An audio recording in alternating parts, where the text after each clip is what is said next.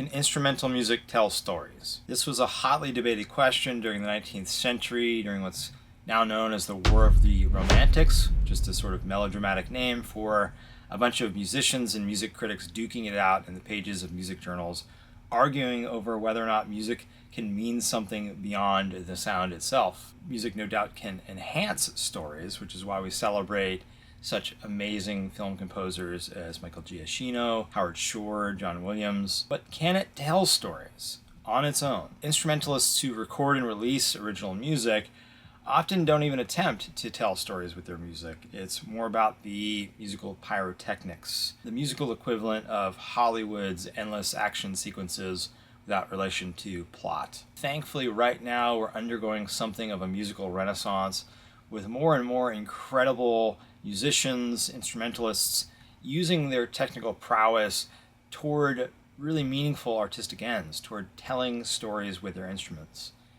And one of those is guitar chair of LA College of Music, Molly Miller, who's graced the stages of Jason Mraz and others, in addition to touring the world with her amazing Molly Miller Trio. Her band's 2024 release, The Ballad of Hotspur, marks a high point in this new instrumental music renaissance. The first track on the album, Cine, sets this sort of Western scene. It's got this off-kilter rhythm that sort of sounds like walking with a rock in one's boot or something. Because it's just a trio, the mix is really sparse, which leaves lots of room for each of the three players, and it makes all of their instruments sound incredibly massive.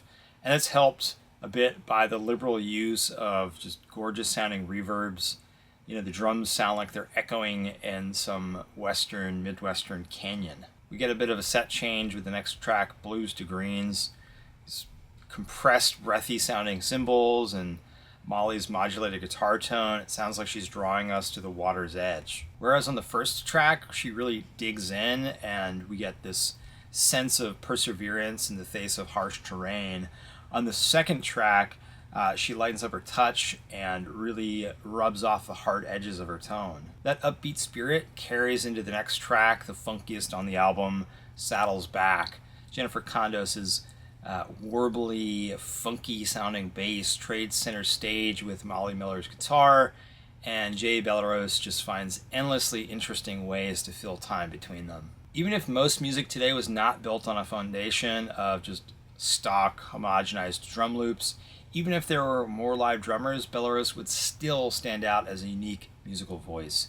He's known for playing with shakers strapped to his ankles and just constantly experimenting to create new rhythmic sounds with a vintage vibe, which is something that producer T-Bone Burnett really made use of, very liberal use of, on the Raising Sand collaboration between Robert Plant and Alison Krauss. Bellerose's parts on 66 West are arguably the coolest on an album of incredibly cool drum parts. Check it out.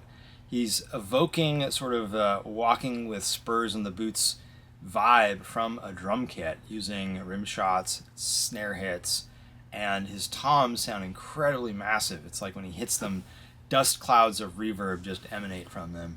And it creates the perfect musical bed for Condos's warbly sounding bass and Molly's guitar tone, which on this track goes from just barbed wire to the shimmering heat of a mirage. The Ballad of Hotspur conjures an entire world from the music itself, and this is something that session musician Tom Bukovac talks about a lot, and it's also, not surprisingly, something that's characteristic of his latest album with Guthrie Trapp called In Stereo. They got together with some of Nashville's greatest session musicians and put together an album of 11 tracks that is pure gold. You know, having worked in studios in Nashville alongside Tom Bukovac and many others, it's really interesting to me when guys like Tom put out their own music, because you see these just incredible talents slaving away day to day, working on music that really doesn't necessarily deserve their attention, their grace, their just beautiful playing.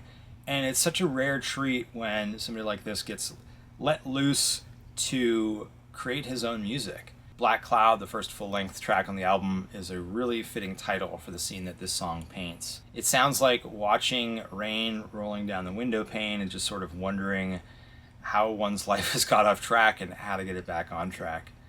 and it builds to this massive anthemic falling melody, and Bukovac closes it out with this gorgeous, poignant guitar solo. Cascade Park is an interesting one. It combines, synths with acoustic guitars and driving drums, and Guthrie Trapp has this acoustic guitar solo that's just insane, man. You've got to watch out if you're driving to this song, because you're probably going to speed to it. Now, Tom and Guthrie are, not shy about their musical influences, and you can hear them throughout the album, but probably none more so than on the Spectrum. It really sounds like a Police song, and you kind of can't stifle the expectation that at any moment Sting is just going to break in and start singing on it. There's also Transition Logo Blues, which I think even Bukovac has admitted really breaks the thematic unity of the album, and for whatever reason it got sequenced right in the middle.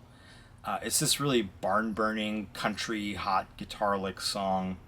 Cool song, just doesn't really fit the vibe so well. I would have put it at the end or made it a secret track maybe. Nonetheless, all of it, it's all authentic. Bukovac in particular has talked about this on his channel, being a real rabid people pleaser in his younger days, and really not really being able to be happy with himself if people weren't just like jumping up and down in the control room celebrating the stuff that he came up with. He really wanted people to be happy with his parts. Even if he thought a part was great, if somebody else didn't, he would just sort of let it go. But he came to realize in the back half of his 20s that, biting his tongue and not telling people what he thought and sharing his really honest opinions and takes on things with people was not only hurting him, it was also hurting them. It was, basically leaving them in the dark about what a really talented guy thought about the music and where it should go.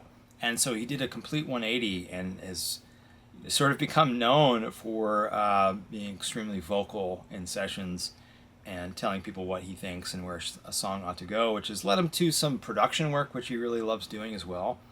So great learn here, and it's one that Molly Miller also echoes.